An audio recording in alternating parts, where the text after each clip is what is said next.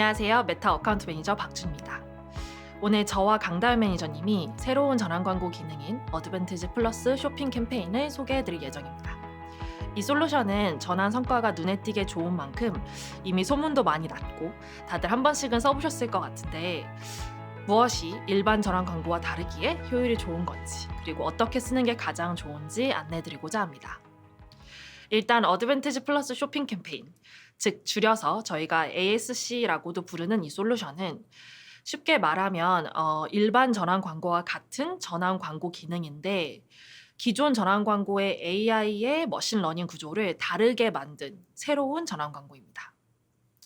여러분이 지금 광고 관리자에 가서 광고 만들기를 누르고 매출 목표를 선택하면 바로 캠페인 설정 화면이 나오지 않고 어드밴티지 플러스 쇼핑 캠페인과 수동 전환 캠페인 옵션 이 두 가지 중 선택할 수 있는 팝업이 뜹니다.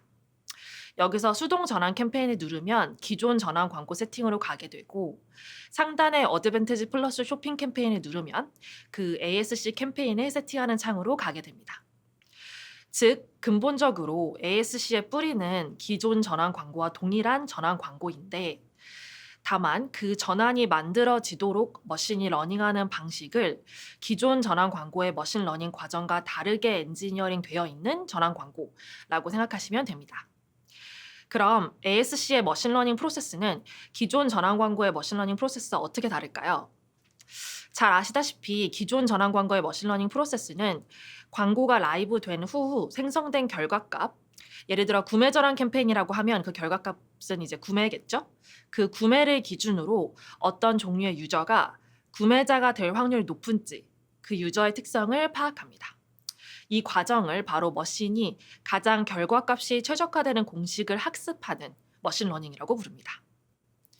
머신러닝이 완료된 후에는 그 특성을 공유하는 다른 유저에게 광고를 우선 노출하기 때문에 구매 효율이 증진되게 됩니다.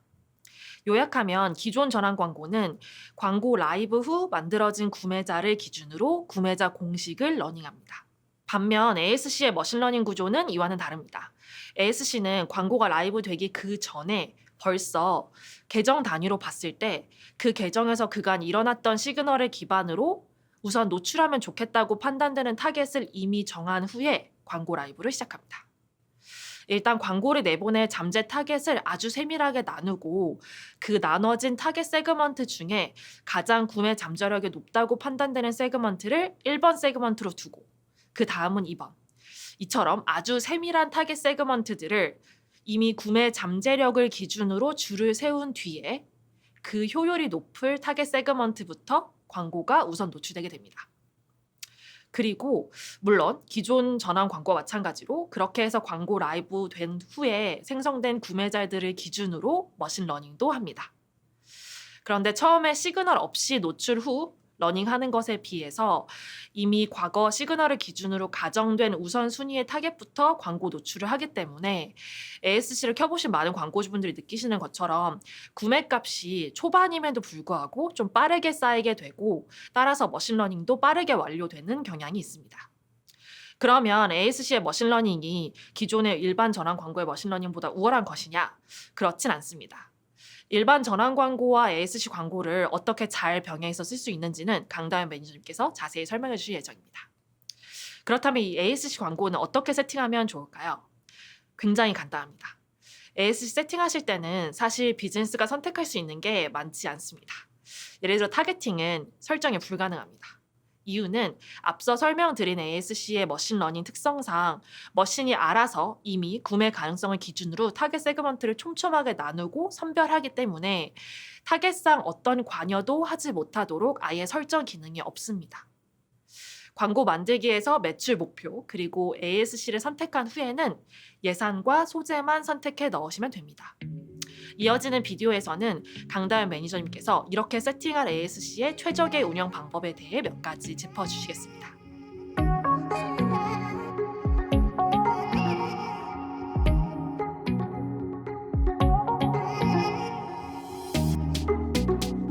안녕하세요. 메타 어카운트 매니저 강다현입니다.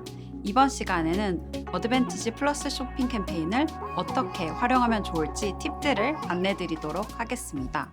첫 번째, 운영상의 팁입니다. 머신러닝 프로세스의 차이를 듣고 나니 그럼 ASC가 기존 전환 캠페인보다 더 우월한 머신러닝 프로세스를 갖고 있나? 라고 생각하실 수 있는데 그렇지는 않습니다. 오히려 ASC는 전에 쌓여있는 과거 시그널들을 기반으로 이미 타겟 세그먼트의 우선순위를 정한 다음 광고를 라이브하고 기존 운영하시던 캠페인에서 일어난 러닝도 기반으로 하기 때문에 둘 다 활용하셔야 상호작용이 잘 일어납니다. 따라서 ASC와 기존 전환 캠페인은 서로를 대체하는 것이 아니라 두 솔루션을 병행해서 사용했을 때 그 효과가 가장 극대화됩니다. 메타 플랫폼 내에서의 잠재 고객을 놓치지 않게 집행을 가장 잘 할 수 있는 광고 운영 방법이라고 할 수 있습니다.